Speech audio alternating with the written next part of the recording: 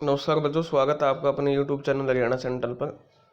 देखिए भाई, पिछले दिनों आपकी कार्रवाई हुई HKRN को लेके, ठीक है, जिसमें आपके IAS अधिकारी को गिरफ्तार किया गया। ठीक है, अब एक लेख था और मैंने उसको पढ़ा। यही बात हम लगातार उठा रहे हैं कि सवाल IAS का नहीं है कि IAS ने भ्रष्टाचार किया। ठीक है, सवाल ये है कि आप भर्ती किस तरीके से कर रहे हो। HKRN में जो आपकी भर्ती है वो किस तरीके से होगी किसी को नहीं पता।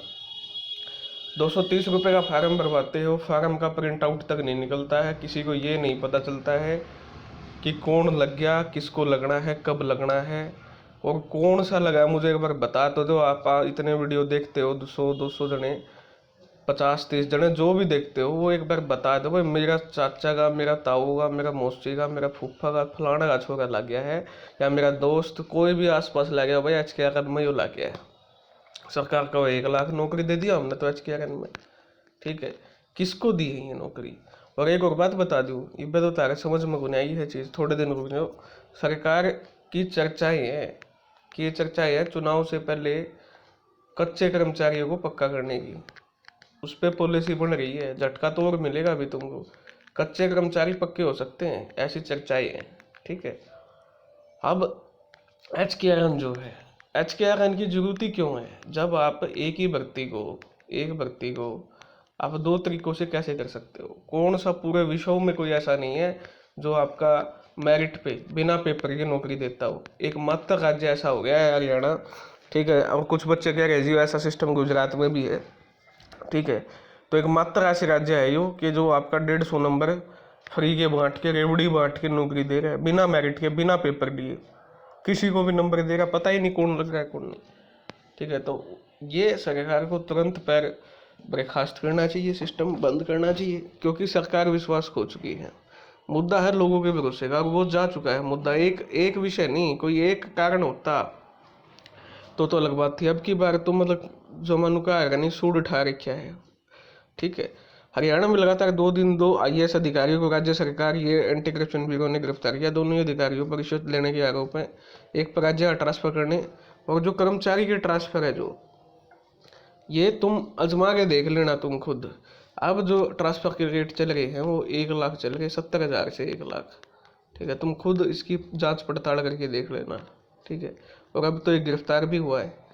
तो इतने रेट चल रहे हैं, सूट उठा रखे है जमा, क्योंकि सरकार ने या तो इतनी छूट दे रखी है या सरकार ने आपका शिकंजा नहीं कर रखा है। शिकंजा मतलब समझते हो भाई, एक साफ शब्दों में कह नहीं रखा है कि कुछ किया तो कार्रवाई होगी। तो बिल दूसरा है आपका, दूसरे का बिल क्लियर करने के वजह में एक ऐसे राज्य में जहाँ ज़्यादातर पटवारी, सिपाही कलर या छोटे ग्रेड के कर्मचारी अधिकारियों पर कार्रवाई होती दिखती है, वहाँ पर 2 दिन में ऐसी कार्रवाई चौंकाती है। क्योंकि मैंने पहले ही बोला था, ये तभी लपेटे में आता है जब कोई बड़ी मुर्गी को बचाना हो।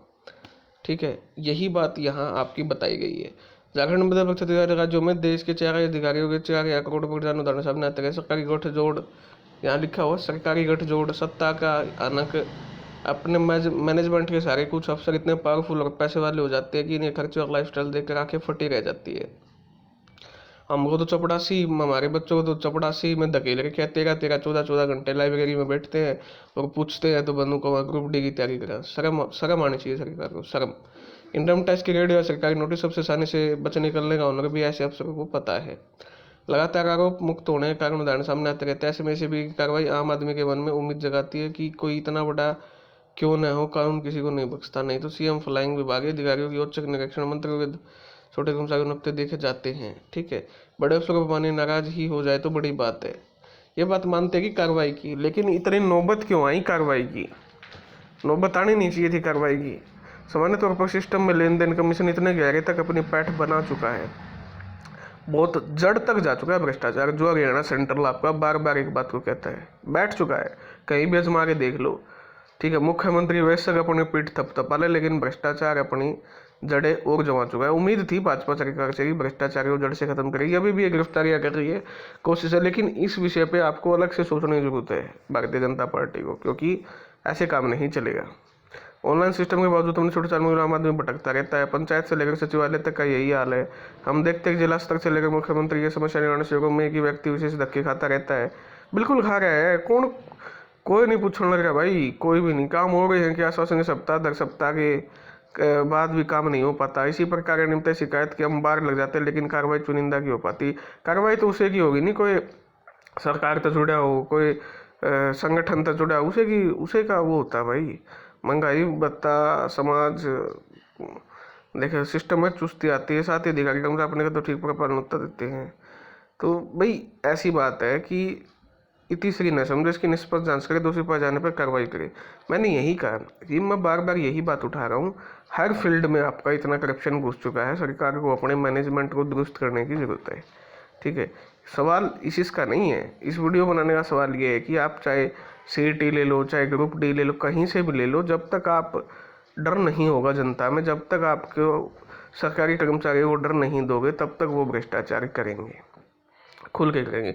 और जब तक उनको सह मिलेगी, जब तक राजनेता की सह मिलेगी, सबसे बड़ी बात है ये, जब तक राजनेताओं की सह मिलेगी तब तक कर्मचारी भ्रष्टाचार हम नहीं करते भाई। भ्रष्टाचार है जब तक हमारे पीछे कोई खड़ा नहीं है कहने वाला तू टेंशन ना ले, मैं खड़ा हूँ, तू कुछ भी कर ले, तो हम कुछ करवा लो हम पे। लेकिन वही बात है ना, जब तक शय नहीं होगी तब तक इतनी बड़ी आप कि कोई गलतियाँ चूक नहीं कर सकता, क्योंकि उसको भी पता है कानून कितने सख्त हैं। यानी इसका मतलब एक ही है कि सह के बिना ये नहीं हुआ है। ठीक है, अब कितनी तय तक जाएगी सरकार, वो देखना इसमें क्या है बाकी है। उसके बाद आपकी जो HTET के बच्चे हैं उनके लिए गुड न्यूज़ है। हरियाणा अध्यापक पात्रता परीक्षा 2-3 दिसंबर को हो रही है। आज तारीख है 14 अक्टूबर, तो लगभग आपका 1.25 महीना बाकी है। तो जो बच्चा आपका टीचर लगना चाहता है तो वो अपनी एक जगह फोकस होकर बाकी चीज़ों को छोड़ के HTET की आपकी तैयारी कर सकता है। आपके फॉर्म लगभग मुझे लगता है कि 20-25 अक्टूबर से आपके फॉर्म क्या हो जाएंगे, स्टार्ट हो जाएंगे।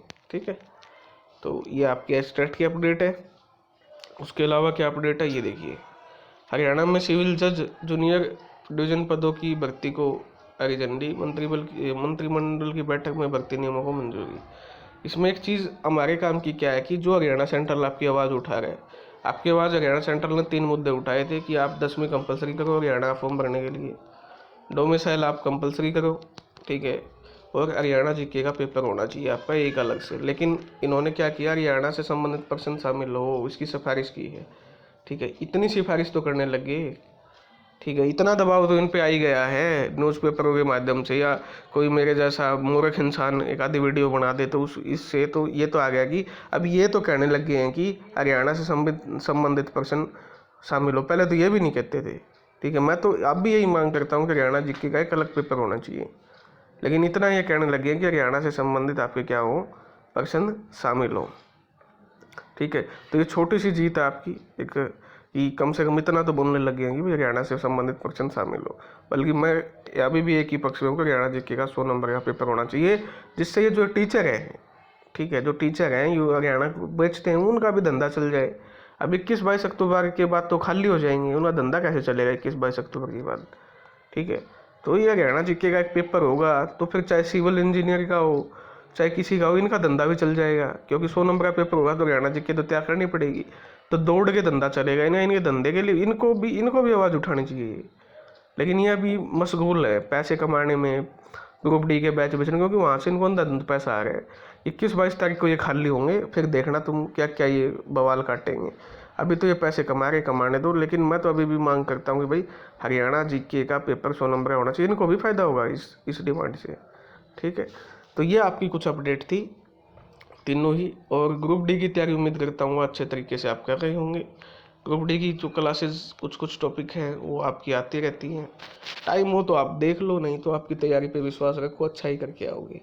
ठीक है, तो ये थी मेरी तरफ से अपडेट। धन्यवाद। जय हरियाणा, जय भारत।